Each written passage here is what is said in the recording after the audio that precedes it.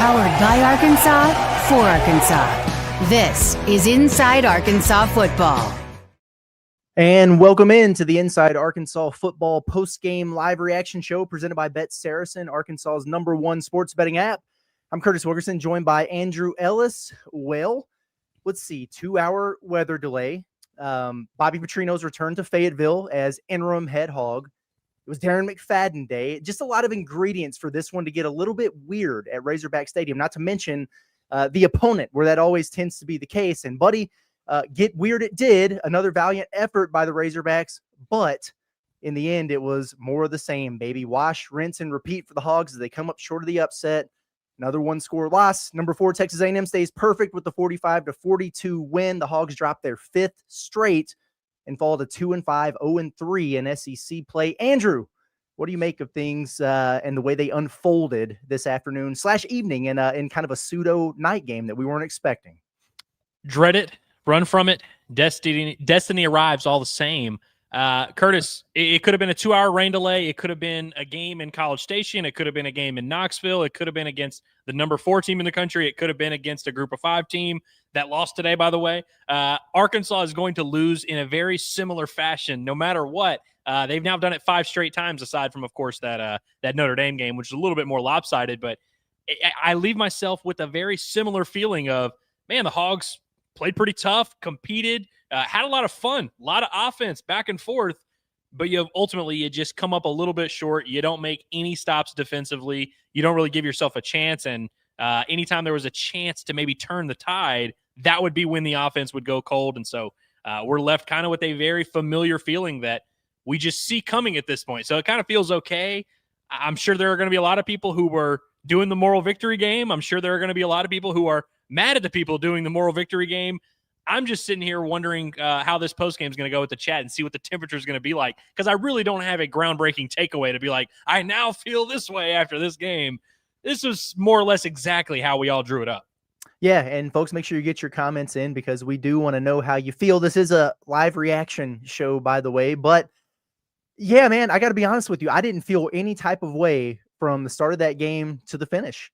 I didn't get irritated when it looked like Arkansas was on the verge of getting blown out. You know, it was 21-6 there. This felt like it was going to be like a business-like ass whooping delivered from Texas A&M, but then Arkansas responded and you get it to 1 point by halftime. And boy, I just felt pretty even keeled in there. And with all the swings there in the second half, it was kind of the same way because you know, at this point, man, it's just the way that it is. The destiny is already written in stone, and it's just a matter of how you're going to get there. But I mean, listen, I am interested to see how people feel. This is one of those deals again, where like, if you're, big picture here, if you're team Bobby, well, the Hogs have really pushed a couple top 10 caliber teams in the last couple weeks, man. They've showed well for themselves.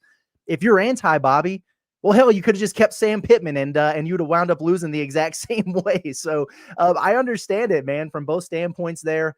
They are playing harder for him. But I'm kind of done lamenting about that. I'm done talking about it. And it was a talking point for us because for the longest, they just weren't giving any effort out there. And that's pitiful, man. Well, now they are. That's a baseline minimum expectation. Like, that's nothing to throw a parade about. You're supposed to play hard from start to finish. Offense did a lot of things that I like. And then they were more efficient against a Texas A&M defense than any other SEC team has been this season. Talon did some things that were great. He also took, as always, some horrible sacks in this game. Mike Washington was electric. Omega Blake. Guys are making plays on this offense. If I recall correctly, unless something happened and I missed it in the final minutes, a turnover-free football game. But, buddy, the defense couldn't buy a stop there. It was score after score for Texas A&M, not a lot of resistance, and you just needed one more stop here, maybe one takeaway there, and they just can't get it. And now you're to the point where, no disrespect intended, I promise, but if you look at some of the bodies that were out there in the second half of this game in the fourth quarter, particularly across the defensive line, they are absolutely starved for depth. There is nothing that they could have done about it, even if they wanted to, down the stretch of that game. And that's why I didn't get too excited about the possibilities there. You know, Curtis, I kind of had an epiphany as you were saying that final line there. It's one thing to lose a one-score game and say, oh, man, if a few things go differently, maybe we win that game. I look at some of these one-score losses, particularly the last 2 weeks, and I think, man, it's a good thing that didn't go a whole lot worse because it could have. And I look at this defensive line. It's a line of scrimmage league, and Arkansas is at a disadvantage every single play at the line of scrimmage on defense. And, they can tackle better. They can have their eyes in the right spot. They can align. But when you're losing every single snap just about at the line of scrimmage, it's just hard to have any consistency, any success. You're just hoping that the offense you're facing has a stupid quarterback or has a bad play caller or makes a mistake or penalizes themselves, which do happen. And that's usually what happens when Arkansas gets stops. But Arkansas is not going to do anything to force those stops. It's like when your kid is riding a bike and you're kind of, you take off the training wheel. So now he's really riding a bike and you have your hands kind of around him, but you're not touching him. That's kind of what the Arkansas defense is there. Like they're in the same vicinity. They're there, but they're not really doing anything. They'll just maybe tackle you whenever you catch the ball, or they'll kind of be there if you throw the ball right at them. But it's frustrating, and it just limits the ceiling of this whole operation. And so when I think about it with Bobby as the head coach, because it's like you said, very similar to the things we saw under Sam Pittman, where you're losing these one-score games and you're kind of right there.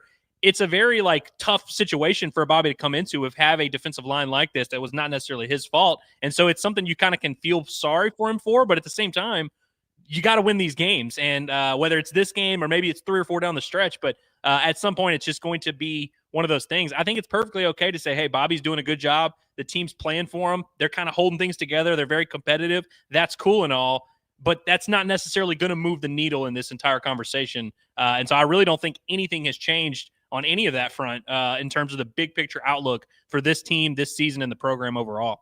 Yeah, I'm with you on that 100%. You said something right before we got started here that, despite the record and everything that's gone on this year, that feels like a lot of bad. I mean, they're 2-5, they're over in the SEC. They haven't won since they beat Arkansas State. They fired the coach and half the damn staff. Like there's a lot going on here that just scream red flags for a football program that's a little bit in shambles. But you were right in what you told me of. I can't remember a more entertaining season that hasn't gone well.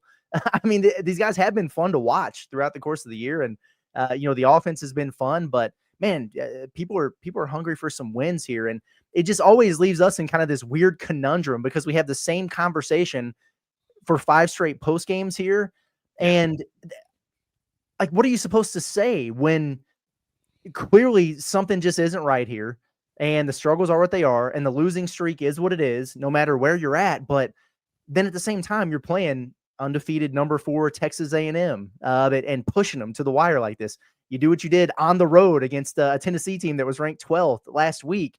Ole Miss, who had Georgia on the ropes today. You did the same thing over there. It's like you're doing this against good teams. You're doing it against bad teams. It just almost doesn't matter that the end is already written, regardless of the competition or whatever. It's just it's baffling, man. It's mind blowing. It's mind numbing.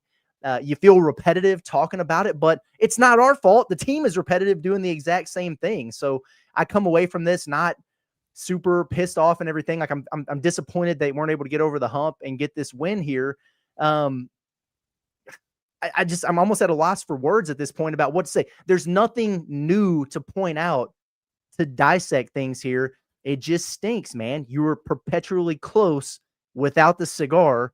And this particular year, for the most part, it's been an offense that keeps you in games and a defense that just will not let you get over the hump. Yeah, you said it there. Like, the script has already been written. We've seen it play out 4 of these last 5 games, because the Notre Dame game really is kind of its own separate thing. But 4 out of these last 5 games, all losses, have been the same way. And so it's like, if you want the narrative to change, if you want the way we feel about this operation to change, the results have to change. The good news for Arkansas is you're about to play 2 teams at home who are worse than the 2 teams you just played. Now, in the SEC, there's a ton of parity, so it's really not as big of a gap as it'll seem, but these are 2 games that you will most likely be favored in. So you want to change that narrative. You want to change the way that you and I feel, or the way that a lot of the fans feel. Go out and win those games. Go into that bye week. We can kind of have a discussion there and say, all right, now you've got 2 opportunities on the road, a game at home against Missouri. Let's see what we can do here. But for now, we're just kind of stuck in this Groundhog Day, living this same result over and over again. And so for guys like you and I, who every single day we have to kind of figure out, where do we stand on this issue? Well, it's very easy in this situation because we just remain unchanged. And so we're all having a good time. It's nice to have the old friend Bobby back, and we really do like him, and we love cheering for him. And we all kind of would secretly love if this was a fairy tale ending where it all was going to turn out great. I think we can all realize that's an unlikely path here. We are having a good time now, but in terms of the big picture future of the program, still very much remains in the balance. And I don't think today's result did anything to clear up that situation. Yeah, and this is this is what sucks for Bobby. You know what I mean? Is like a lot of times when a coach gets fired, it's because your team has just fully let go of the rope and they're just getting crushed every game. And Arkansas did that against Notre Dame, and that's what led to them making the decision. But the biggest frustration with Sam over the years was, hey, you guys are close, but you never get over the hump. It's all these one-score losses. Let's keep updating his record in one-score games there. And then so Bobby takes over, and they're playing, some of the toughest games on their schedule here, and you're getting the same result. And it's like you said earlier, like, man, he's low key, like he's doing a good job with the hand that he's dealt here, but it doesn't matter. It's a results oriented business. And when you have this job interview here over the course of 7 games and you're just getting more of the same, it's just not a good omen for you moving forward. So they can continue to lose 1-score games, and he's going to be coaching somewhere else next year, and Arkansas will bring someone in, or he can get them over the hump and they can figure it out. But if the first 2 games are any indication, I would imagine, even though I think Arkansas is probably better than Auburn, and you're going to be playing at home, and there's no reason why you shouldn't beat them, and you've had better teams on the ropes, you'll probably lose the exact same way next week. because the other thing about Arkansas is they perpetually play to the level of their competition, which is another maddening thing for this football team. But, at the end of the day, I thought it was an interesting battle between the quarterbacks for a minute. I thought we were about to see KJ Jackson's, coming out party there. As it turns out, he just got to throw one pass and he got crushed, and was it CJ Brown that got popped on that play? I can't remember who the receiver was that caught that pass, but Talon comes back in there, 19 of 32, 256 yards, 3 touchdowns, no interceptions, rushes for 86. He probably rushed for 200, but he took some crazy sacks there. But, for the most part, he wound up playing a really good game for Arkansas. Mike Washington gives you 16 carries for 147 yards. There were good things there, but you look over on the other side, Marcel Reed was just kind of the picture of efficiency, man. 23 of 32 in this game, 280 yards, 3 touchdowns. They spread it out to several different guys throughout the course of the game there. Reuben Owens, he didn't pop off or anything, but he gave him 5 yards of carry and a couple touchdowns. And then they were going to Emmitt Smith's kid, which I forgot he was on the team, and he kind of led a drive by himself. You just couldn't come up with a stop there. And we talked about it before the game. David Oki out, Danny Saili out. Those are kind of your 2 rotational guys on the interior defensive line. Boy, they were missing them here. You can say what you want about the impact those guys make. They were missing them today because they were guys that we just frankly haven't seen on the field at all, who had to play significant snaps in this game, and Arkansas had no resistance anyway. Yeah, Smith's kid was laying the wood, man. Laying some hits. And they were dropping some shoulders, weren't they? They were big, man. He left some. I think he might have been Miguel Mitchell that kind of got up slow. I was like, holy cow, I was not expecting that big of a collision. But yeah, you said it, like just not much resistance. And again, when you're at the line of scrimmage and you're just getting beat every play, and you see those guys hands on hips like halfway through the second quarter, and they didn't have the benefit like last week of kind of dominating the time of possession. I mean, A&M was on the field for a good bit, and you just saw them get worse and worse throughout that game. I think the one thing that was cool, you mentioned Talon's performance. There was a moment in this game early in the first half where A&M goes up 21-6, and you kind of felt in that moment, all right, the game's slipping out of hand. Things could get ugly here, and Arkansas bounces back. This is right after Talon comes back from his little injury situation that was happening, bounces back with 2 quick scores there, and you could tell that Talon was having fun. And I for a moment, I was like, man, this is cool to see Talon respond to adversity, because that's something we've talked about with him a lot. And then you have the third quarter, A&M immediately goes down, scores easily. I think it was 4 plays. And then you have a quick 3-and-out from Arkansas. And so then once again, you have that feeling of like, man, the third quarter's here. This Arkansas offense hasn't made those adjustments. The other team is kind of picking them up a little bit. And then to see Arkansas recover from that was also cool. And they made some plays down the stretch. But it's just in a game like this, Marcel Reed, who is such a good game manager. Like, I know he put up crazy numbers today, and you look at his stat line, and that's not a game manager stat line. Marcel Reed is like the perfect guy for this A&M offense, because he just kind of takes care of business, doesn't do anything stupid, gets everyone on the right page. He's athletic, and you'll see that pop out every now and then. On the other side, Marcel Reed, what he was tasked with was not much. He just had to throw a lot of open receivers, didn't really face much resistance, was just kind of able to go through his progressions, make some plays. Talon was being asked to be Superman, and he was Superman a lot today, but as you see, that's just not a super sustainable way of offense. And so I kind of come back to my point earlier of like, it was a 3-point game, and you can look at it and say, yeah, Arkansas, one thing goes this way, Arkansas could have won. I look at it and I'm like, man, credit to Arkansas for even being in this game because it really could have been a lot worse and probably should have been when you look at how easily that A&M offense was kind of moving down the field. Yeah, it's crazy, man. It was almost like a practice for Texas A&M. I just felt like they were on script the entire game on the offensive side of the football. I didn't feel like they had to deviate too much, didn't have to audible, didn't have to check out of anything too often there. They would just call their play, line up, and run it. And if they needed 5 yards, they would get 6. If they needed 10, they would get 11. And it was just the entire game, all of that. What are you going to do, man, with this defense, brother? It's rough stuff. It's a tough position for, for Bobby to be in, but for this coaching staff too. And I just don't know how much better it's going to get. Like I saw somebody in the chat, and I'm sure we'll get to your chats here in a few minutes, but he said you're just going to have to outscore teams the rest of the way. Defense isn't going to get a stop. Well, that means you have to be perfect. And Arkansas damn near was offensively today. You know what I mean? Like they didn't turn it over in this football game. How many times did they punt? Let me look at the drive maybe chart real quick. Because they got stopped on 4th down, so maybe only 1 punt. They punted in the second quarter, and then they punted there when they were backed up in the 4th, when they had that quick 3 and out. But, I mean, here's Arkansas's offense. Touchdown, touchdown, touchdown, punt. Touchdown, field goal, touchdown, touchdown, punt. Actually, I'm sorry. That was Texas A&M. Yeah, I was like, not terribly just. I was like, damn, it's really good. Field goal, turnover on downs. Field goal, touchdown, touchdown, punt, touchdown, touchdown, punt, touchdown. That was Arkansas. That's really good. Yeah. They scored on 70% of their drives. You know what I mean? They scored 42 points on. Was this the best defense they played all year? Has to have been. I think you can make a real argument. Yeah, I think it probably is. Even though statistically A&M's not crazy and they're not going to be much better after this, I think it's definitely the most talented front they faced. Yeah. I mean, Arkansas, by the way, was good at the line of scrimmage offensively. You know, I mentioned it's a line of scrimmage league. I mean, and there were some times where you had, I think A&M finished with 3 sacks and they accounted for like 40-something yards. And so plays here and there, but like Arkansas, I felt like held up in pass protection more often than not.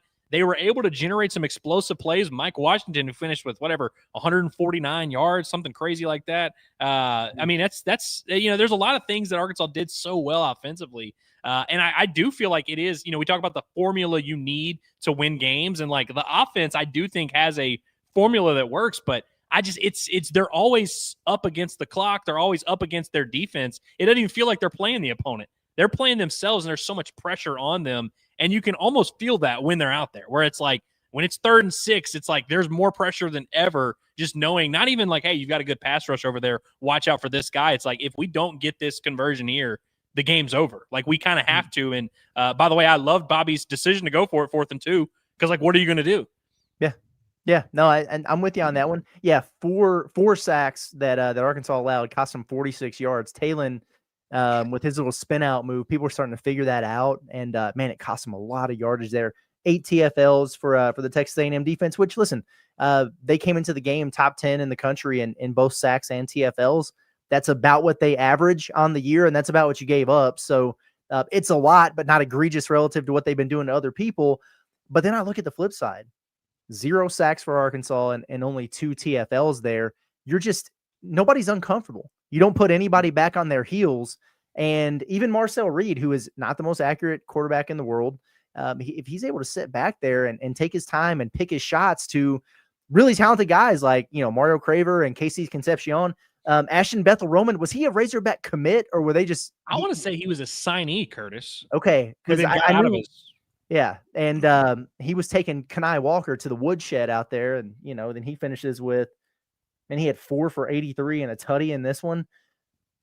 Concepcion almost killing them too. Arkansas did not have the dudes. I mean, that because A&M, by the way, is a good offense. Like, they're going to score on a lot of people, but like they just always have good skill position guys that can kind of expose you. And we were talking the other day about all the guys in the past who have killed Arkansas over the years. For A&M, you get Arkansas just when it got down to it, and it was 1-on-1, just could not stay in front of those guys in space. I thought Arkansas played hard defensively and they tackled well. Like they were kind of rallying to the football, but it's just like, man, just man for man, guy for guy, 11 on 11. They just were at a disadvantage at like 8 spots on every single play. I was about to say it takes balls for Mike Elko to do what he did, but it really doesn't. The 4th and 1 there, from their own 34-yard line or whatever in the fourth quarter in a close game like that, and you get into the backfield and still can't make the play. Like I was jumping up and down, like, let's go. Oh, didn't make the lane. Winds up being a 4-yard gain, and they just keep doing their thing. Brutal, man. By the way, you mentioned them going for it. I think there was 2 4th downs, 4th and 1s, and I think they were both on A&M side of the field that they went for and got both of them. Mm-hmm. You could almost tell it affected the way A&M called plays. Like on 3rd and 10, they would throw in front of the sticks a lot because they were kind of like thinking, hey, short yardage, we can just bust these guys up. Yeah, no, exactly. And it was a long, long time ago, but the 4th down, 4th and 1 Arkansas went for, and they just had a man streaking, and Talon didn't get out of his damn hands. Woo! I mean, listen, playing quarterback in the SEC is a really hard thing to do. It's very easy to be sitting here at your couch and be like, oh, man, got to hit that one. Bobby, by the way, who is the guy who is qualified to make that call, he called Talon out for it whenever they were interviewing him. He was like, 4th and 1, we called the right play. We had the look. We just didn't pull he said pull the string. I think he meant, I don't think he meant throw a changeup. I think he meant pull the trigger. I mean, Rohan Jones, I get it. It wasn't like, hindsight's 2020, had a step on the guy, and Talon, if he didn't even have to make a good throw, just has to get rid of it and get it down there, because Rohan had like 2 or 3 steps on the guy. That guy's good, by the way. Rohan Jones is really good. He is. Yeah, he's fun to watch, man. By the way, let's see. I was thinking about these Bet Saracen props, by the way, presenting our sponsors for this post-game show here, by the way. Yeah, man, Wash had the carries, didn't get the touchdown. Yeah, so and they were down near the goal line like 4 times. Yeah, Rohan, I think he got the one. Was it over 1.5 receptions and then over 30.5 yards? He didn't have to catch a touchdown? There were 2 separate ones for him. I think one of them involved Yak. I don't know. I have to go back and look at it a little bit later. Sorry, I'm thinking about my finances here to see if I covered myself. So I do remember Rohan had the one that was yards per reception and a touchdown, and then he had the one that was just over 1.5 receptions, over, I think it was like 33.5 yards or 32.5 yards. All right, fair enough. Well, folks, get your questions in here because we're about to get into them. But before we do, we got to talk about insurance. Everybody's favorite, right? Nobody wants to deal with the hassle of shopping around, and that's why I use and recommend OZK Insurance. They're based right here in Arkansas, and they shop multiple carriers to find the best coverage and price for you, whether it's home, auto, business, you name it. Whether it's Saturdays at Razorback Stadium or everyday life, you want protection that you can count on. Arkansas is in a pretty good spot from that standpoint. With over 600 5-star Google reviews, you can count on OZK Insurance. Get a free online quote today at ozkinsurance.com or call 479-715-4200. It's OZK Insurance, protection made simple. Okay. You ready to get in this chat and see what it's all about? Do you have anything else you need to get off your chest before we dive into this? I've only got so much to say about this because we've said it all at this point. I was going to say, I really don't. Like, I look forward to hearing the chat because usually the chat and their tenor bases kind of how fired up I end up getting because I see how firmly they disagree. I don't think there's that many people that are going to yell at me today, though. No, I don't think so. I kind of get the sense. I was just kind of keeping an eye on it here and there, and it seems like most people kind of feel how we do, where I think people just kind of come to expect it at this point, disappointed, not irate, and kind of looking at the big picture, I think seeing where maybe this is trending here. Let's get to our super chats first, and then we'll get to everything else, and appreciate everybody for tuning in. From Seth Limley. Speaking of strongly disagreeing with things, he says, I strongly disagree with some of BP's play calls, especially in crucial downs. Andrew, do you have any thoughts on that? The first one that comes to my mind was the play that we were just talking about on that 4th and 1, where frankly, it should have been a touchdown or a huge gain for Arkansas. And, it just didn't work out that way. Were there any that stood out to you? I'm sure there are. I don't remember every one of them right off the top here. I would have to go back and look off the top of my head and just watching the game first look. I don't remember any play call that I was like, holy cow. The 2-point conversion? Like that one. I like that one. I like the 4th and 1 call that we just talked about. Like we thought they had a look there. I don't know if I would, again, I'm sure there was one you could point to and be like, maybe go to something else, or A&M had a good look for that. But overall, I thought the play calling was good. Gotcha. Well, and another super chat here. So to clarify, so appreciate you, Seth, for sending those back-to-backs there. He says, to clarify, there's been some really good play calls, like the 2-point. But third down play calls were bad. Talon kept you alive on third down, not the play calls. I'm not gonna cast out a personal indictment on the play calls themselves because I don't know. Like I would have to go back and take a look at those. But I will say I absolutely agree with you on Talon Green keeping you alive on third downs. He's good for it, man. And one thing you have to consider, you are facing the number 1 third down defense in the country, and Arkansas was 4 of 10 in the game, and then 1 of 2 on fourth down. So it wasn't a banner day at the office there, and Arkansas is one of the better third down converting offenses in the country, but not too bad there. But yeah, a lot of times it's Talon Green making something out of nothing. He just does that, man.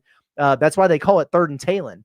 And for whatever reason, it seems like the further you have to go, the better the chances are that he's going to get it. So, and it's usually him improvising, escaping the pocket, scrambling, finding a guy, across the sticks, or scrambling and using those long legs to pick up the first down. He does bail Arkansas out a lot in these situations. So personally, I'll agree with you on that front. You very well may be right about the actual play calls themselves. I just, off the top, man, I don't know. I've seen a mix in the chat. There's Okay. been a lot that have been like, I thought the play calls were good, but I've seen some that have been like, I also didn't like it. Gotcha. Seth is on a roll, man. I like this. Seth, we appreciate you, brother. The first 4 or 5 minutes here of the comment section of the Inside Arkansas Football post-game reaction show, sponsored by Seth Limley. He says this team is still fun to watch, and they will pop 1 to 2 teams before the end of the year. By the way, I saw after I said something about the next 2 games, and I was like, you're playing Auburn, Mississippi State, 2 games you might be favored in. Maybe that's your opportunity to win a couple games. There was someone who was like really adamant. He's like, what games are they going to win? What games? And I was like, well, I don't know if they're going to win them, but those are the 2 you'll be favored in. And then Seth says 1 to 2, and then they responded to Seth. They were like, well, what 1 to 2? It's like, well, the 1 or 2 that you'll be favored in the next 2 weeks. That's your chance to get games. If you don't get them there, you probably aren't going to get them. Yeah, they are fun to watch. They're maddening to watch. They're also depressing to watch, but it is entertaining. I was entertained throughout the course of this game. I was last week. Hell, the only game I haven't been entertained in was Notre Dame, to be honest with you. So the one where they quit on the field. Outside of that, I was fine. Yeah, no, that's exactly right. And yeah, I mean they're gonna be. You're right. They're gonna be favored to win these games the next 2 weeks.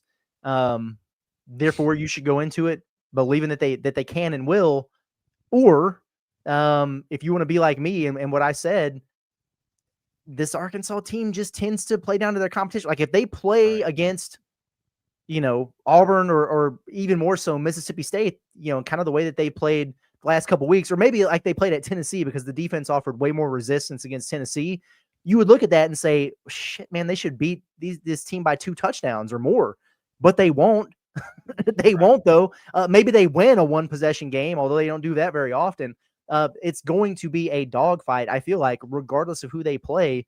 It's just the nature of this team. And at some point, man, I know you've changed regimes sort of or whatever, and you tried to turn the page and do some different things, but at what point does this get into your head, or is it already there? That's the one thing that I worry about here. I'm glad that they didn't get smacked at home. I am, because it was very much on the table and they do it regularly. But when you've lost 5 in a row and 4 of them have been in just this, heartbreaking, really frustrating fashion, and like you change coaches and you had 2 more who have been just like this again, like at what point when we've seen it before, do these guys just say, man, I give up? We haven't seen that yet. And I'm thankful for that, but that's got to wear on you. Like that has to impact you mentally. It impacts me mentally. To where they probably should kick Auburn's ass next weekend. I'm telling you right now, I'm not picking them to do it. I'm just not, because this is crazy. Bobby keeping this team together and focused and, holding on to the rope, all those things. It's with every loss that you have like this, it becomes more and more of a challenge, I guess is what I'm trying to say. Yeah, I think that's now the conversation we are going to be having going into both of these next 2 games is like, is Arkansas going to still be playing with that desperation? And you could feel that sometimes in this game today. Like when the game started slipping away, you saw Arkansas fight back. You saw them kind of that sense of urgency kick in. Mm-hmm. And as long as that's still there, I'm with you. Like they should beat Auburn. Like if anything close to that same version of Arkansas shows up, they should beat Auburn, but they also should have beaten Memphis. And you could argue they should have beaten Ole Miss. And so it's going to be fascinating to see like at what point they do let go of the rope, if they do, and will these losses make them hungrier, or will it just kind of give them more reason to not care as much about the result? And I think we're going to find that out in these next 2 games, honestly. I agree. I'm going to read a comment that I got on my Twitter, and so it doesn't come through on our actual live chat here, but it's from David Dover, and he says, "Just let the best quarterback in college football run. He completed 70% of his passes. If Taylon Green played for Navy, he wins the Heisman. Taylon is going to revolutionize the NFL." He tagged me, John, and Cam Newton in that tweet. Good to see Cam getting, we need to get this on his radar for sure. Oh man. Okay, we got another one from Seth here. He says, "Please talk about how we can't force BP if we can get a better hire." I think he's what he's trying to say there. Yeah, I think no doubt about it. Like, obviously, if you could get someone better, get someone better. I don't think, and by the way, like, I'm sure this is, I don't know if Seth's seen all of our other videos. We're definitely not in the camp of like hire BP no matter what. I think it's over if they don't win the next 2 weeks. 100%. We've been in the camp of like, there's a path to Bobby being the guy as the head coach, but it involves a lot of wins, of which they currently have 0. So yeah, we're definitely on the same page in that. If you can get a better guy, you go out and get a better guy. No doubt about it. Yeah, and also let me be clear here, because I'm sure people are responding to this. When I say he's got to win the next 2 games to have a shot, I'm saying he has to win the next 2 games to have a shot. I'm not saying if he beats Auburn and Mississippi State that you remove the interim tag. No, I'm not saying that at all. The fact that you didn't get Tennessee or A&M, to me, means that you need to get an LSU or a Texas or a Missouri and these 2 games here at a bare minimum to even be considered. That's kind of where I'm at with it. But I know a lot of people are just ready to move on regardless of what happens, which is what people are wondering if Florida's going to do that after beating Mississippi State today. So Chance Nichols says, "Can we realistically get James Franklin? If so, I'd say go hard to get him." I think this is the right question to be asking about James Franklin, actually, not whether or not Arkansas should go after him or whether or not he's good enough to be Arkansas's head coach, which I've seen a lot of there. Was impressed with what he said on College Game Day today. I'll say a couple things here. One, there's a reason why he was given that platform to say his piece and speak his mind, because of the respect that he has in the industry, the name that he's built for himself as a head coach. And I thought it spoke volumes that he kind of took the PC route there. But Nick Saban, of all people, was like, "No, I'll say it. This is bullcrap. It shouldn't have happened to you. You did get screwed." I thought that spoke volumes. I thought he said a lot of good things there. Whatever. I'm sure he was very well prepared for his remarks that he was going to make today. But Arkansas could do a hell of a lot worse than James Franklin. In fact, they have in most hires that they have made throughout the course of this program's history. So there's that. Yeah, I would say this. You're right in that this is the right question to ask. To answer the question, I don't think it's realistic that Arkansas hires James Franklin. I would love for it to be realistic. I just do not think the University of Arkansas and the athletic department are going to take a massive, like, big swing here. And so I imagine that is out of their price range, if I had to guess. Probably so. Yeah, he's gonna get paid. He's gonna be highly coveted, and the job market it's already kind of crazy for the middle of the year. It's about to get weird. So Sharkensaw, appreciate you, buddy. He says, "I fully believe this team should onside kick at every opportunity. It will potentially steal an extra possession and give the defense half the snaps. So maybe an extra stop or 2 there also."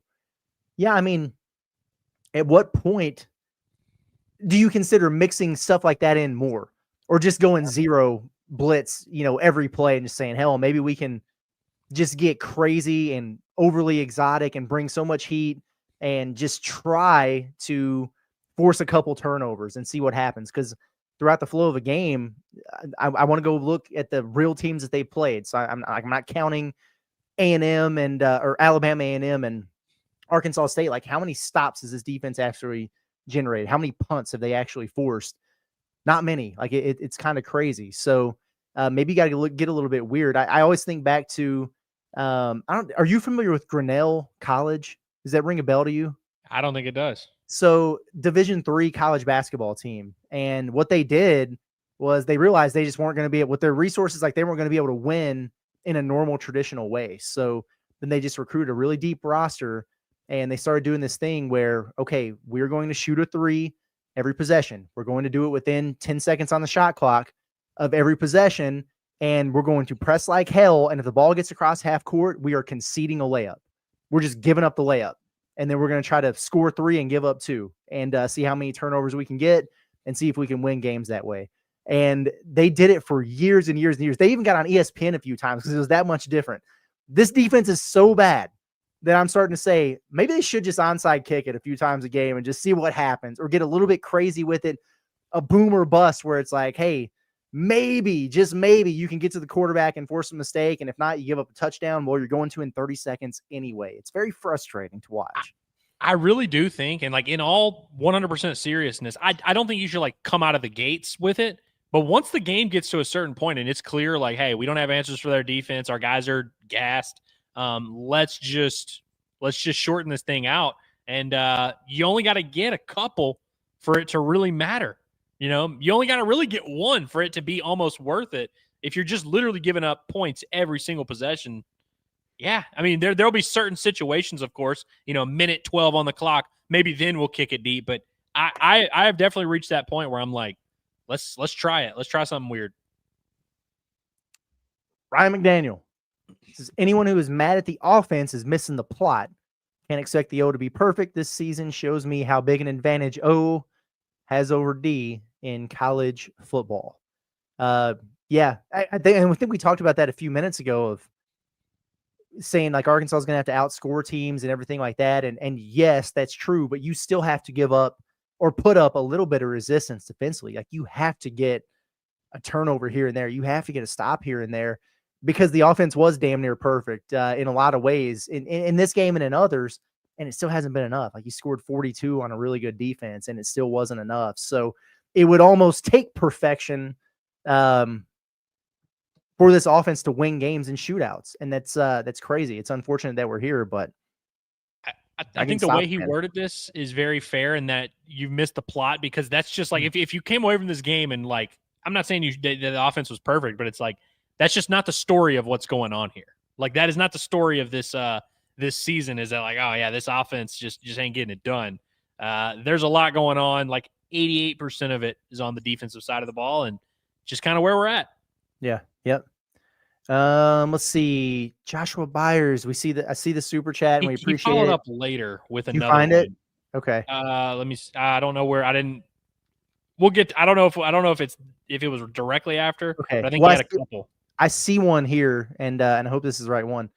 He says, if you don't think the needle has moved, you're not paying attention. Bobby is making a bad team competitive. Let's hire him now. Was Arkansas competitive at Ole Miss? Yeah, they were competitive. You know what I mean? And that's worth noting. It's important context, because how is that different than where we're at right now? Maybe it's a little different. And I would agree that no doubt about it, from the moment Bobby took over to now, the team has, they're trying harder. They're clearly still in it. They're playing better. Yeah. I guess. I just think like, what's the case for hiring him right now? Why would you hire him right now? I mean, he's already the interim coach. He's going to finish the year as the interim coach. He's not going anywhere for the next 5 games. There's also no other team in the country who is considering them for their head coaching vacancy. None of the jobs that are about to come open are going to be considering him for their vacancy. What is why would you remove the interim tag? Like, again, like we can just let this play out. If he loses out, obviously there is no case to be made. If he really only wins 1 or 2 games, there's no case to be made. If he wins 3 or 4, we can have the conversation, and we'll be very open to that conversation. But I don't know the need that everyone feels to like make the decision right now. It's either like he can never be the head coach or he has to be the head coach. Why do we have to feel that way, especially after a game where they lost by 3 with a backdoor touchdown at the end? Like, I don't know. Yeah, I hear you, man. We're also not the haven't been paying attention guys. Like we literally we spend every single day of our lives talking about this damn team in this program. Like we're not the have not been paying attention guys. We're also not even the anti-Bobby guys. It's just, why would they hire him right now when there's no reason to? We do speak about this every day. You know who doesn't listen every day? Ben Dykes. He says, how much hopium can you lie to us about tonight?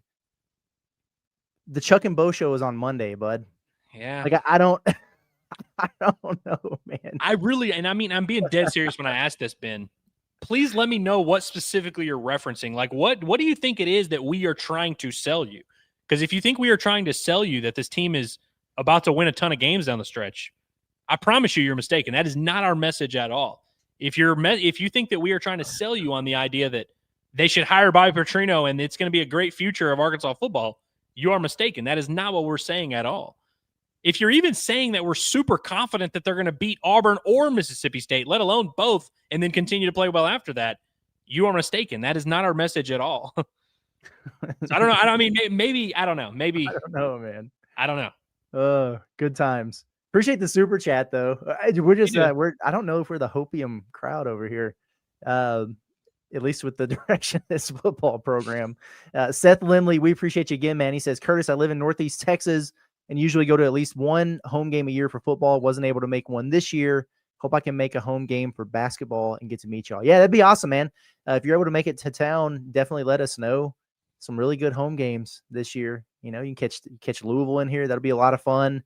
Way better than last year's home schedule. Ooh, yeah, man. You got Tennessee coming in, Kentucky coming in, Auburn coming in, Texas, if that's your thing. So it's going to be a pretty good slate, man. We're really, really excited about it for sure.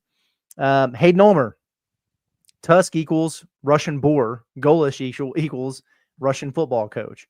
Is he one of the only coaches on the board who is handling his business tonight? Is that because Dan Mullen got smacked around after throwing shade at Arkansas? Yeah, unless you count Eric Morris. I saw G.J. Kinney lost tonight. G.J. Kinney lost. Dan Mullen got his arse whipped. Dan Mullen did get his arse whipped. Sumrall won. He was in a dogfight there with Army. It's every single John Sumrall game of all time is 23-16. Right. Every single game. People have been talking about Dillingham a lot the last couple of days. They just knocked off Texas Tech. They did. They won that game, PJ Fleck, a candidate. PJ Fleck had a big win. Would you roll the boat for PJ Fleck? He'd bring out Drake Lindsay with him. I guess. Kendall Briles had a good game today. Does he count? Sure. Yeah, why not? Anybody check on Gus, Florida State? No clue. He's getting public recommendations now. So Peyton Glisson, our man. What's up, buddy? He says, Dan Mullen worrying about the Arkansas job too much. I mean, people are talking because they did catch belt to booty from Boise State today. That was wild behavior, by the way. Why did he tweet such a specific? Like, why did he choose to respond to Corey Robinson enthusiast on Twitter? I don't know. A very specific, it was a reply to some people. Like, if you even went to Dan Mullen's profile, it wouldn't even pop up because it was a reply to some private Twitter account. It was very bizarre. Somebody told me, and I don't guess I know exactly how this stuff works, but that the post that he responded to was part of like some kind of community. Like you can have certain groups, I guess, where your posts only show up in there or something. Maybe I'm not entirely sure how that works, but like he would have to be in that group or something, or have the message shared with him to be able to reply to it. I don't know, but so was he added to the group and then didn't realize everyone was going to be able to see his response? I don't know, man. Crazy times here. Dan Mullen has now, in the last week, gone to a press conference and said, I'm not leaving UNLV. And then he outright said, I am not interested in Arkansas, and you should hire the guy that pisses everybody off every time it gets suggested. So listen, that's a good way for me to just completely disregard you as a candidate for our head coaching vacancy. Yeah. You know what I mean? Like, I don't know if he's sure, whether he's telling the truth or not. All right, if you want to play it that way, like, all right, cool. Unbelievable, man. Stay at UNLV. Do what you got to do. Oh, Seth again. Thank you, brother, man. You're taking care of us tonight. I says also wanted to clarify, I'm a big Bobby Petrino fan. Ryan Mount's dad coached me in the 8th grade, and I grew up in the Bobby Petrino era. But the last 2 games have showed me that he may not be the guy to lead Arkansas into the future. So this is fascinating because, and I'm not saying fascinating, like I'm not even really disagreeing with it. It's just fascinating that we've had 2 super chats back to back now. One that was like, hey, if you watch these last 2 games, it's very obvious we should hire Bobby Petrino. And then you also have another side that's like, hey, after these 2 games, it's very obvious he's not the guy. And I'm interested by that because I feel like both are incorrect, frankly. Like, I do think that, like, whether you feel like I don't think Bobby should be the coach, and these last 2 games have not dissuaded me from that. I think if you're a guy who's like dead set on Bobby being the coach, these 2 games probably haven't dissuaded you from that. But I just find that interesting that in the chat it does seem to be a one or the other. Yeah, you're right. It does seem that way, and it's also tough. It's so he's in this position because of the failures of this program as a whole this season. You know what I mean? Yeah. And he inherited that. Like you inherited a bad situation here. So that has to be accounted for. Like that context has to be provided. But at the same time, this is your only opportunity to show yourself to get this job. So it's tough because in ways I'm like, well, what the hell do we really expect from him? Given what we've seen from this team the entire year, you might have to be really damn good to all of a sudden have him winning a bunch of games or have this defense look like it has a pulse or whatever. But that's the task at hand for you if you're going to get this job. So it's just it's a tough situation to be in, and that's why you don't often see mid-year interim coaches who take the job and wind up getting the job. Frankly, yeah. You're always up against it. You always have a very high clear bar to clear, and some guys do it. It's just you have to like something notable has to happen. There really has to be like almost a rally for you from the players, and you have to win a ton of football games. Neither of which have happened yet. Right. Chance Nichols says if we hire BP and he doesn't hire a good defensive coordinator, we will remain bad. He's not a good defensive coach. He's not really a defensive coach at all. Right. But I will say his style, the offense that he runs, and the way that he conducts his practices, like this is kind of a well-known fact that it is designed around your quarterback, your offense, everything else, and the defense might take a little bit of a back seat there. So yeah, you would need to have a really good staff, but there is something about the way he does things that's conducive to the defense not being on equal footing. That there's truth to that. 100%. And also it's like, and this applies for Bobby Petrino 1000%. It applies to really anybody. Like if by the way, Dan Mullen, who we were just talking about, who of course doesn't seem like it's going to be a real thing there. If you hired him, you would kind of have to know, all right, we're going to have to hire some recruiters and some defensive guys on our staff. If you hire someone, like an Alex Golish, who I know has been in the SEC as an OC, you really need to have some coordinators around him and some guys on staff who are very familiar with the league, who are very familiar with the surrounding areas. Like you need to, whoever you're hiring, they're going to have their sets of strengths and weaknesses. You kind of have to have a program that accommodates that. And we saw that with Sam Pittman when he got hired. You bring in 2 guys who were very experienced, very qualified, one of which was a former head coach. That's something you always have to be. So I mean, in a nutshell, I do agree with you. Yeah, if you're going to hire Bobby, you have to know what that encompasses. And it doesn't encompass you having an awesome defense and a ton of great recruiting classes. Yeah, no doubt about it. Folks, we're going to get back to your chats in just a second, but we got to tell you about our friends over at Walter Christmas Lighting of Arkansas. If you're in Northwest Arkansas or the River Valley, have Walter Christmas Lighting install and set up your house with professional Halloween right around the corner, by the way, and Christmas lighting like you've never seen before. They make it easy on you. They provide the materials, any color, any pattern that you come up with. They do the installation. They take care of the maintenance, and they do the takedowns for you in January. It's completely hassle-free, and it's easy to get set up. By the way, if you sign up for Halloween lights, you're going to also get your Christmas lights for 50% off. All you got to do, text our guy Brett for a free estimate at 479-459-1380. You can also check out their website at walterchristmaslighting.com or like them on Facebook by scanning the QR code on your screen. It's Walter Christmas Lighting of Arkansas, your local holiday lighting expert. Okay, so jumping back into a few more comments, and then we'll wrap some things up here. But we do have a few super chats still rolling in. And let me pick up where I left off. Hickory Hog 94, our guy. What's up, buddy? He says, I'm just here to bring the vibes up. Malik Thomas is a dog. Trevor Brazil is an All-American. And DJ Wagner will make Kentucky cry again. I agree with the first thing. And I hope the next two are wind up being true statements. I'm looking forward to seeing this team play on Friday. Don't freak out, regardless of what happens. I know we say this every year now, but we were the lowest of lows when they got 30 piece against Texas in the exhibition, and they still wound up in the second weekend. And we were the highest of highs when they beat Purdue, and it was the worst Razorback team we've seen in several years, and so on and so forth. You know how it works. And if you look around the country at these exhibitions that have been played, very little defense, a whole lot of scoring. Auburn losing to bad teams, Alabama almost losing to a bad team. A lot of crazy stuff's been happening out there. And Cincinnati, by the way, just beat Michigan yesterday in an exhibition at Michigan. So yeah, but Michigan's not a good coach team. You know that, Curtis. They're not a good coach team. We know that. Yeah, I mean, Nelly Davis got better when he came to Arkansas, but was Michigan down a couple starters? Maybe. It doesn't matter. They still went over there and won. But Cincinnati's a projected tournament team. It's going to be a good one, and they have a game under their belt that Arkansas doesn't yet, so they're going to get pushed a little bit. We'll try not to overreact, but goodness gracious, I cannot wait to be at Bud Walton Arena on Friday. You heard it here first from Curtis. Arkansas this Friday should be playing to get better, not playing to win. That's exactly right. Yeah, my GOAT, Matt Painter, taught me all about that. Chase Nichols, appreciate the super chat. He says, talking about Bobby, he's done just as well as Sam so far. Just saying. You're 100% correct, which is why, as of October 18th at 8:53 p.m., there's absolutely no way Arkansas can move forward with the Bobby Petrino as the head coach thing full time. Obviously, that is subject to change. There's a lot that can change in the next 5 weeks. We'll see if it does, but that's why 100%, like, if this is how it's going to be, and this is a respectable effort, if it's just a bunch of respectable efforts but you lose, that is 1,000% not going to get him the head job. And I think the big misconception is that we disagree with that. Yeah. Yeah, I think so too.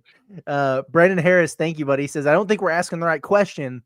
Do we consider this a night game? Thanks for the content, fellas. I don't, because it still didn't start as a night game. It did kind of wind up taking place at night, although I guess you could say a 6 p.m. game that starts when it's bright outside. Kicked off at 4:30. I'm just happy that we got what we got, man, honestly. Me too. Yeah, it wound up being cool.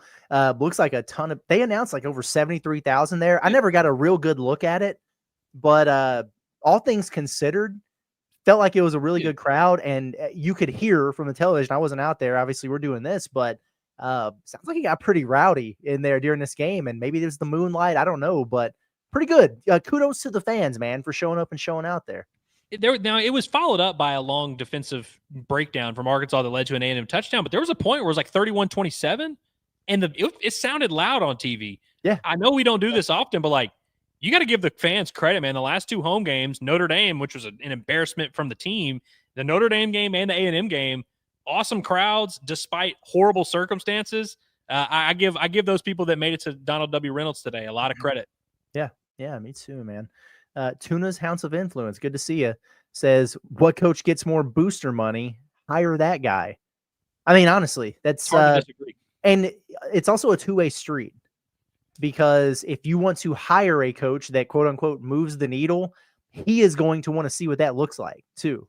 So a lot of these guys want to, if they're going to leave their current situation, even if it's a G5, even if it's a guy like John Summerall or Alex Golish, if they're going to leave their situation and, move up to the power conference ranks, the SEC ranks, whatever, these guys are going to have options this year. This is why Arkansas should have made their coaching change last year, because this carousel is going to be absolutely nuts. You're going to have multiple SEC schools. There's going to be a lot of jobs that are enticing and open, and it's a competition.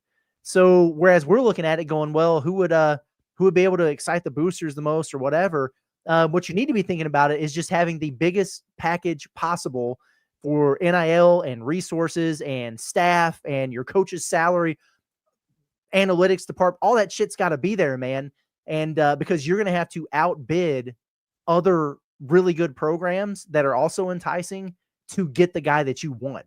Like it's two-way street. Because I understand that we look at it and we're like, well, yeah, a bunch of people like Rhett Lashley, so I'm sure that he's going to have a bunch of folks excited to donate for him. And, a lot of people know Bobby or what. So there's that. That's just got to be there anyway, regardless of who you wind up hiring. And you've got to go out and sell your program based on that, in my opinion, because otherwise these guys aren't going to go into dead end situations. And with some of the things that have been said, with some of the perception that this program has had here recently, there might be a little bit of hesitation from guys to jump on the Arkansas thing if they're not picking up what Hunter Yurachek or whoever else is putting down for the long-term vision of the program compared to a Florida, or an Auburn or a Virginia Tech that just got $250 million donation or whatever, or any of these other schools that are going to open up. So I wish it was as easy as us just saying, oh yeah, the boosters they're going to fork up the most money for this guy. Cool. We'll take him. There's a lot more that goes into it than that. Bud Elliott is, I think, one of the better college football national guys that I listen to from time to time. And he's been speaking about this Arkansas job a lot. And basically his position has been Arkansas is not in a position financially at all to succeed. And it's one of the worst situations in the SEC. That, of course, matches what we've heard about, Hunter Yurachek himself saying we didn't put Sam Pittman in a good enough position to succeed. But I think when Bud talks about it, the thing that always kind of rubs me the wrong way is the notion that it will be that way no matter what, no matter who's at the university, no matter who's the head coach, and that it's not a number that can fluctuate up and down. Now, will it really – are you going to go from, 13th, 14th in the SEC in budget to number 2 just based on bringing in the right coach? Maybe not, although that did kind of literally just happen with basketball. That's kind of what's bugged me. But the problem, to the point you're making, I don't have any confidence that the University of Arkansas is going to put themselves in a position to get a guy who is going to kind of have that reign to fundraise on a big-time level and really do something forward-thinking. And so while I do think Bud is not giving Arkansas enough credit in the idea that, like, it just is never going to happen, I'm kind of with him in the idea that you just don't think it's going to happen with this current regime. But I think the position that you and I are in, Curtis, I just think it's really dangerous for people, not even for us, but for just the entire state to just accept that as a fact, as like, oh yeah, we'll never have money. We'll never be able to pay a coach a lot of money. We will never invest heavily in our football program. Like, I don't think people like us and you guys, the fans, should ever just accept that as a rite of passage. It's just a thing that exists in life.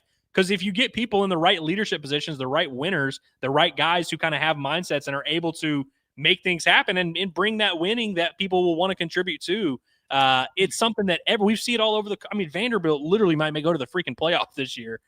So don't tell me it's like just this thing at Arkansas that could never happen. Is it unlikely given the current athletic department regime? Yes. It just sucks that so many people have been brainwashed into thinking that's a thing that's just going to be the case no matter what. So we've got 5 games and 6 weeks left in the season. Is that what we have going on here?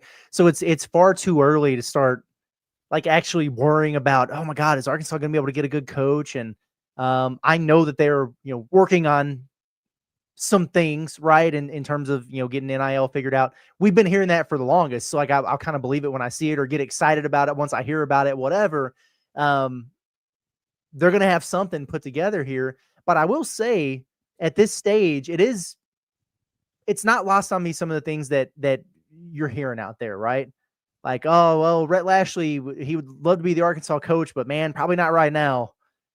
Not yet, maybe sometime a little bit down the road. You've got Dan Mullen publicly throwing you in a locker. Dan Mullen, of all people, coaching at UNLV, lockering you and trying to pass Gus Malzahn off on you. That makes me a little bit uncomfortable. You got guys like Brandon Marcello saying, listen, John Summerall would be a great fit at Arkansas, but he's going to do better than that. The Tulane coach is going to do better than your job.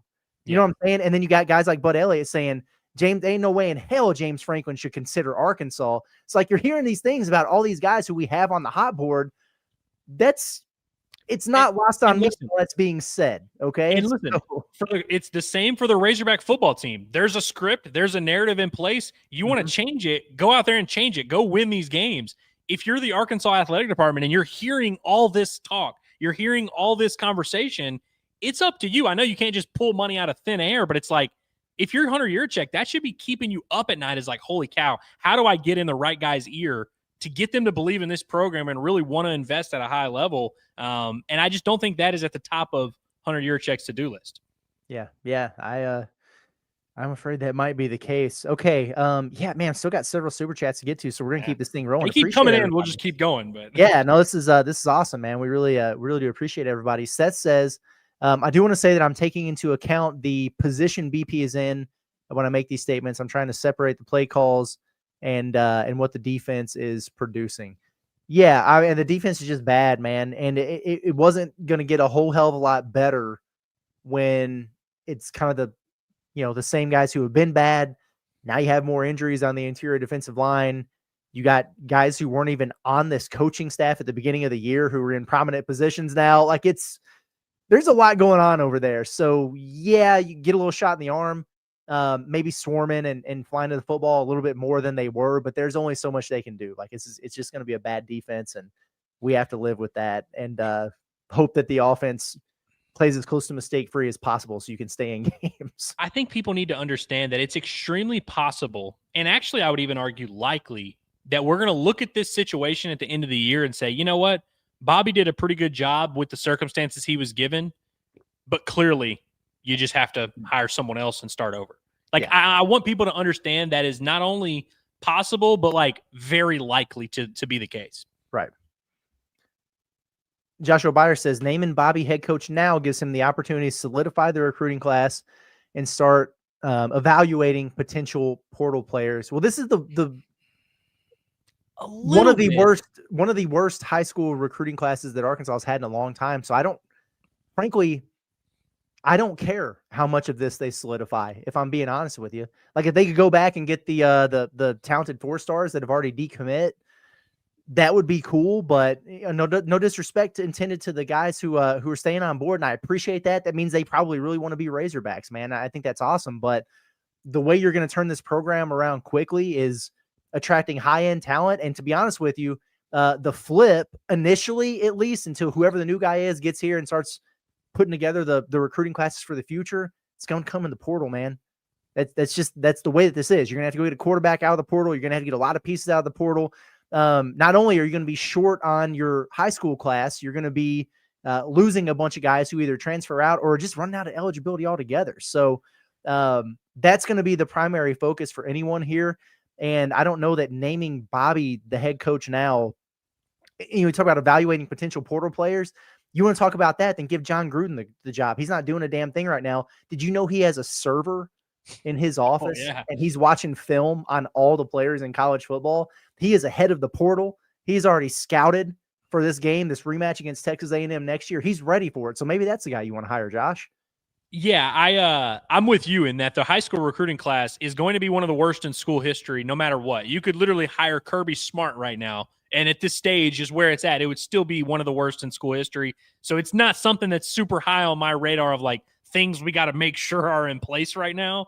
And like you said, if the goal is trying to attract transfers, I think committing to Bobby right now would actually be the best way to ensure that you do not have one of the better portal classes in the country.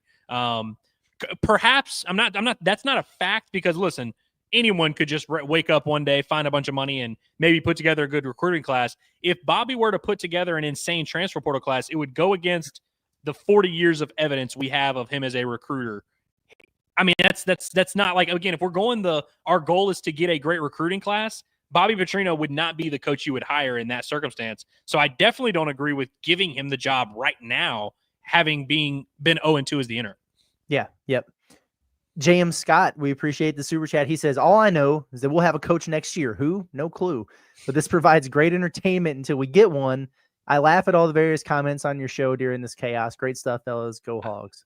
This really makes me happy to read this. Not one, just because we appreciate the super chat, but also just to know that there's people out there who are just having fun. Because I got to be honest, on this show right now, Curtis, I'm having fun. I didn't love the way the game played out, but I had fun watching the game. I'm glad to know there are some people out here who are just on this journey with us, having a good time. It's not all chaos and everyone hates everybody. Yes, yeah, that is a breath of fresh air in these chaotic times that we live in here. And I know a lot of times people are like, oh man, Andrew hates the chat, or these guys hate the chat, or whatever. That's not true. It's not true at all. But I do hate when my words get misconstrued, or if somebody maybe comes in late and catches the tail end of something, or it's like selective hearing or whatever. And we just happen to be the guys that are behind the microphone here. And I appreciate hearing everybody's opinion, stuff like that. But the only time I actually get upset is when people are telling me what I'm saying, but it ain't what I'm saying. And I'm in front of the microphone. So like, I'm going to take the time to clear the air on that at any point there. Yeah. So if someone tells a lie about you, it's up to you to clear the record. And so if someone comes in saying, hey, you feel this way? No, I don't, I'm going to clear the record. Peyton, we appreciate it. He says, good news. Tennessee fans are down bad. We got like 22 hours left on our watch here. We're going to be waiting by the phone. What did they say? I can't remember who it was that put out maybe it was On3 or somebody that said the decision will be made in the next, it's like 24 to 72 hours. He's not going to, you know how irritated I'd be if he was just like, I'm not leaving. I'm not going anywhere. And then we got to hear all that. Once that report came out that he hasn't made a decision, and I saw the wording of the initial report of they're closing in on him. Oh, okay.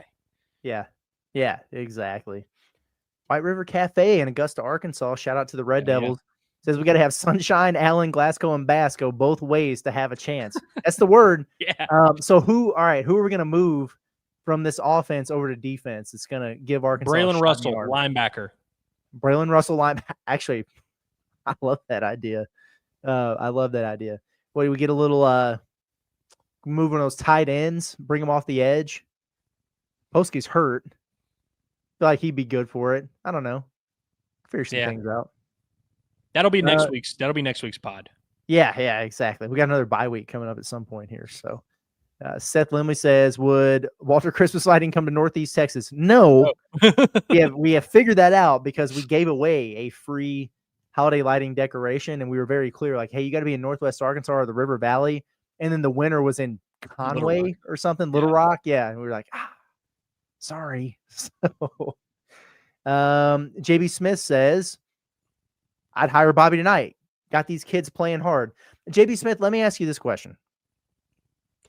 When did that become a qualifier to get a job? That's step one of the plan. Yeah, that's here's what I'm going to do. I should have had this damn clip. Because I've actually talked to Andrew about this, but Missouri, can't stand them. They lost a close game last weekend to Alabama, 3-point game. And he was at his post-game press conference, and he was asked about, can you take anything away from that to build on? Like, or, how do you handle a loss? Like, what do you tell your kids after this, whatever? And he went on the whole, I'm not going to do this moral victory thing, and I'm not going to applaud the guys for playing hard and giving effort, because that's the bare minimum expectation. That's just what you do here. Like it's not something we think about because it's just ingrained in us. It's part of the DNA. And I'm hearing that coming from Eli Drinkwitz. And then I felt stupid because I had just got off of our post game from the Tennessee thing. And I was like, wow, I got to say, sure was nice to see the boys giving effort out there. Good on Bobby for getting them. No bullshit, man. That's just the way it's supposed to be. And so at this point, yeah, you've had a couple weeks where you played harder than you did for Sam Pittman against Notre Dame. Congratulations. Here's your gold star, your chocolate chip cookie, whatever. But that ain't, that's not going to get a job. No, sir. You got to win games, man. It's a results-oriented business.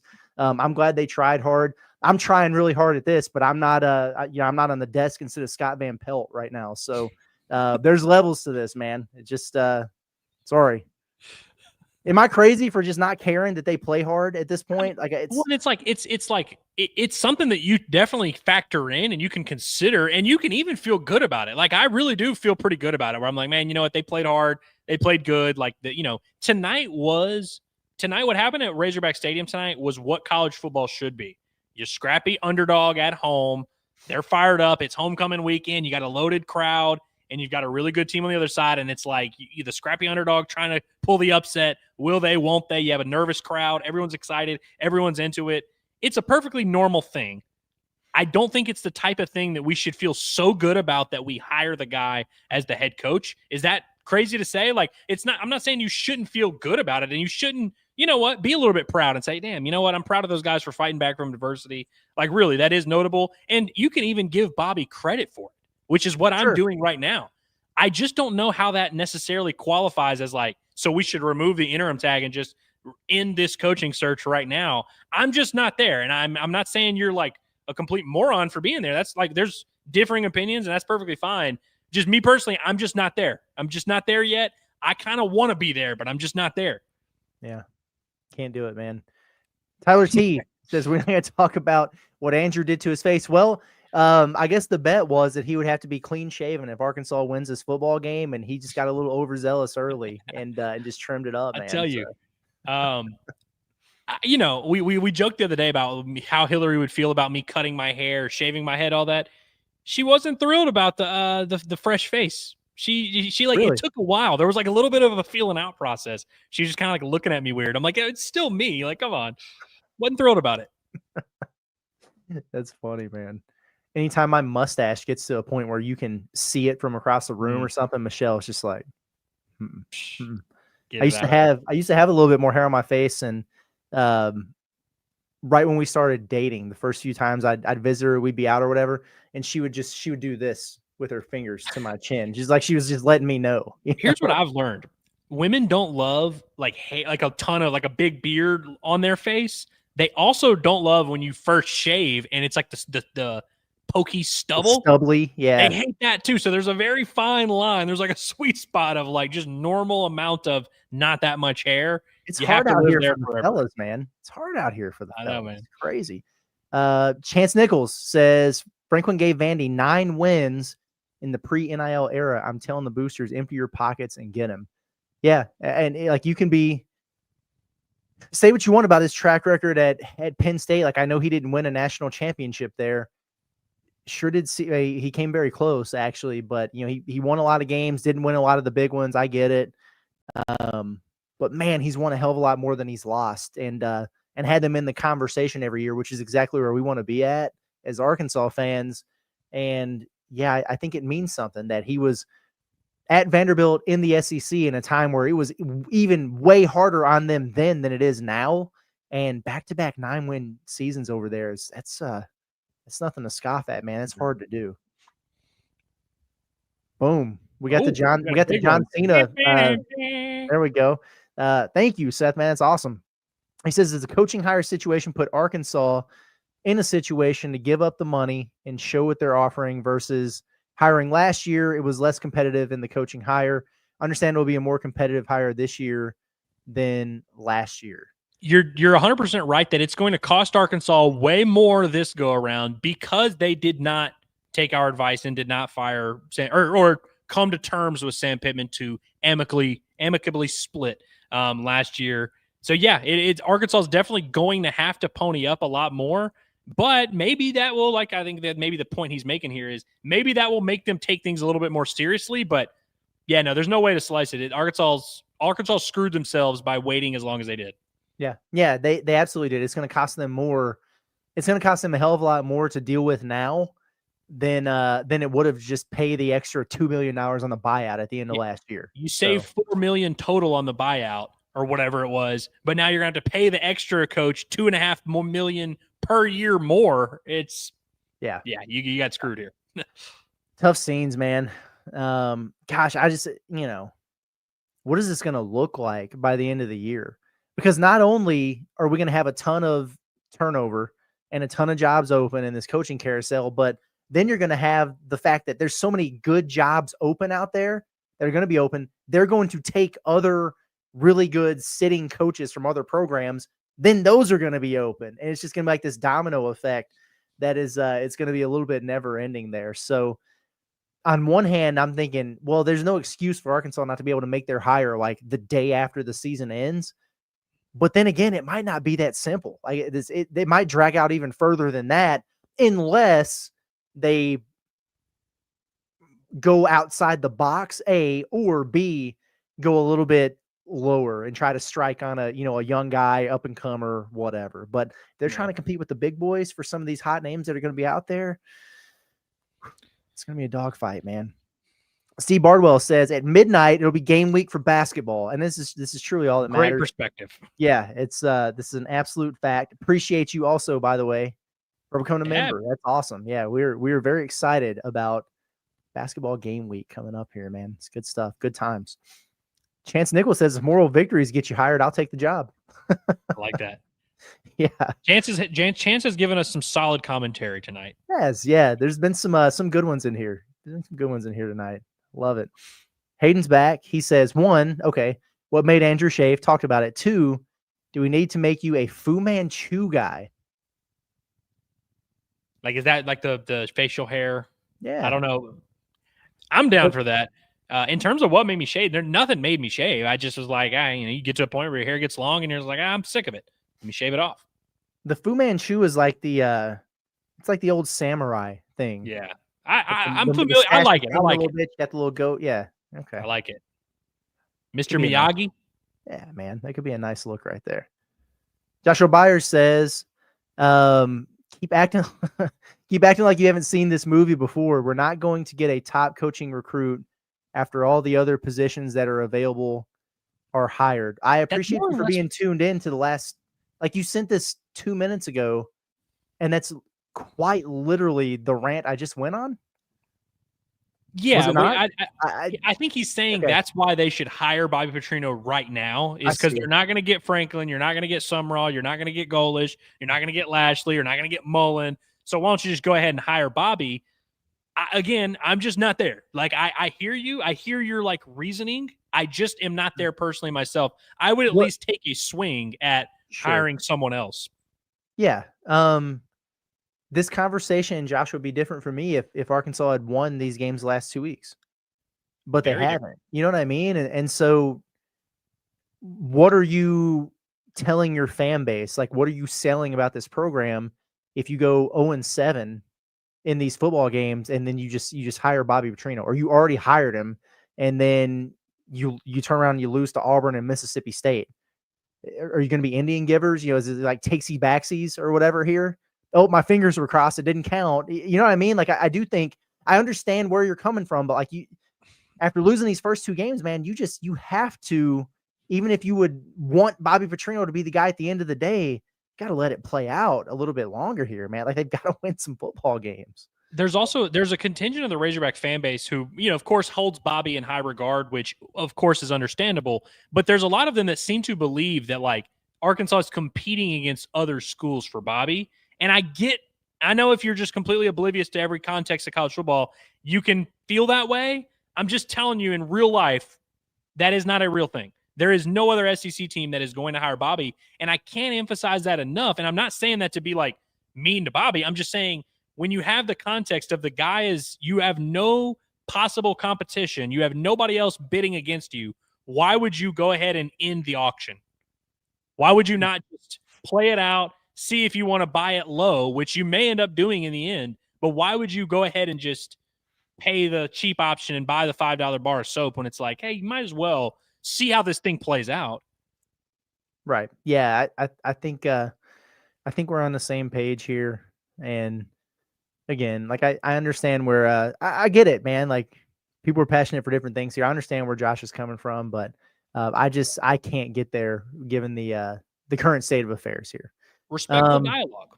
Yeah, of course. Yeah, respectful dialogue. That's what this was about. Well, I think this was, I mean, listen, post-game show, 15 to 20 minutes of post-game talk, and then an hour of coaching search. I think we did good. Do you think we did good? I think we did good. You said just now that we were on the same page, and I want to make it clear, you and I are on the same page a lot. We are, yeah. But can we get the rest of the state on the same page as us? One day we will, Curtis. Do you remember that time we had that conversation? I think it was in maybe Omaha, or it was like, that's our entire goal every day. We wake up and we just think, I want you guys to view everything the way that we view it. Just view it through the same exact lens that we're viewing this through. And then we can talk about what happened, but you got to view it through the same lens we're viewing it through. Yeah. And we would have just ignored the chat at that point because we know everybody would not be arguing with us, right? Exactly. We just thought we were done. Chance Nichols says Texas and Kentucky tied at 10 with 2 minutes left. Is this real? Yeah. It was tied at 10 the last I checked, like 15 minutes ago. Seems like Texas has the ball in Kentucky territory, so very possible Texas sets up for a game-winning field goal to win 13-10. Sucky Kentucky?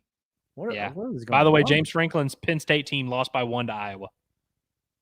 They did? Good. They did. Bama's beating the piss out of Tennessee, by the way. Good. Well, that's one thing I got right today. Let's see. Because I was like, oh, yeah, LSU, they're going to handle Vandy. No big deal. That did not happen. I did get Georgia over Ole Miss, although it wasn't looking great for a while there. The one that I was most bullish about, though, was Bama getting Tennessee. Mm-hmm. I wasn't very impressed with Tennessee last week. I know every team's got their flaws and stuff this year. I'm not saying they're not good, but they didn't strike me as like an SEC contender. They didn't strike me as the type of team that's going to go down there and beat Alabama. So good. I'm glad. Hey, how's Mizzou Auburn looking? 14-10 Auburn. Really? That's got to be in the second half. Well, into the second half by now, right? I just exited it. Oh, okay. It's in the second half. All right, fair enough. Let's see. I like this. This is Josh, you're good people, man. Thank you for the super chat. It says, good job being on being objective. Truly appreciate your input. We appreciate yours too, man. We appreciate it. If you're going to disagree with us, at least pay us to disagree. We like, but no, in all seriousness, like that's what we try and do on this show is just talk ball. That's right. Do what we got to do. So Andrew, as we wrap things up here, let's just talk openly about what we would talk about after the show. What are we doing? Like, are we going to do a report card for this game? Or are we? I think we will do some type of video tomorrow. Will it be our traditional report card? Will it be a hybrid of the accountability session? Will it be just we slept on it and here's our perspective? I don't know, but I think we're going to do something tomorrow. Maybe we should just do it like super quick, and then find some kind of interesting segment for this coaching search. Maybe we'll do something like that. It's kind of like a free for all kind of thing, and I like that. Then we get the best of both worlds because we do have a handful of people every day. Camo Gang is one of them. It's just like, can we just talk about the football game, please? Like, we get a handful. So we do need to give the game we got to give the game its due. Yeah, it'll get its flowers, and then we'll get creative with a little coaching search stuff as well. I think that's what we're gonna do. But feel free to comment after this video is not live anymore. Feel free to comment on this and let us know what we should do, because we really will take that into consideration. Yes, no, that's absolutely a fact. Tamara says I needed to rephrase something to Wes May. Is that the OU dude? That's the OU fan. Yeah, they've been getting on. Says, Arkansas is going to blow Oklahoma out, probably by 25 or 30 points. So there's your basketball info. He said he came here for basketball info, and so she was like, "Here's some basketball info." Oh, I like that. I love that. Well, Wes, I'll tell you what I told you the last time that you were on our Inside Arkansas Live. We are going to be doing an SEC basketball podcast this season, and it's going to be live. And so, because we've got obviously a bunch of Arkansas fans, but we got Kentucky fans and Georgia fans and Auburn, now Oklahoma, like some other fan bases that pop in. So be on the lookout for that and hop in there. And I would be happy to talk about Oklahoma basketball. And I will let you know, I have your Sooners 7th in the SEC, and I think that's the highest I've seen them everywhere. I think they're going to be good, but Arkansas is going to get their leg back in Norman. I'll tell you that they've got one of the best resumes in college basketball already, as of today. This is true. Yeah, Oklahoma, one of the better resumes. Yeah, who they? Texas Tech. Yeah, they went and got them. So that's good stuff there. Okay, are we done here? We're done here, Curtis. But I do want to reiterate that we're just here to have a good time. We're here to talk ball, but we appreciate you guys for being out here, man. I mean, an hour and a half after a game that, really nothing crazy happened in the game, but we're still here kicking it for an hour and a half. And appreciate everybody and your love for the Razorbacks, man. The sun will shine once again on our swine, but not tonight. But we appreciate you guys seriously for this journey, being here with us and making it fun, man. It's not all bad if you have someone to endure it with. Yeah, you guys are awesome. And if you weren't in here participating and contributing to the banter and coming back and forth with us, there's no way in hell on this night that we would be this far into this particular show. So kudos to you. Golf clap to the chat. You guys did a good job. But we're gonna get out of here. Appreciate everybody for tuning in. Subscribe to the Inside Arkansas YouTube channel if you haven't done so already.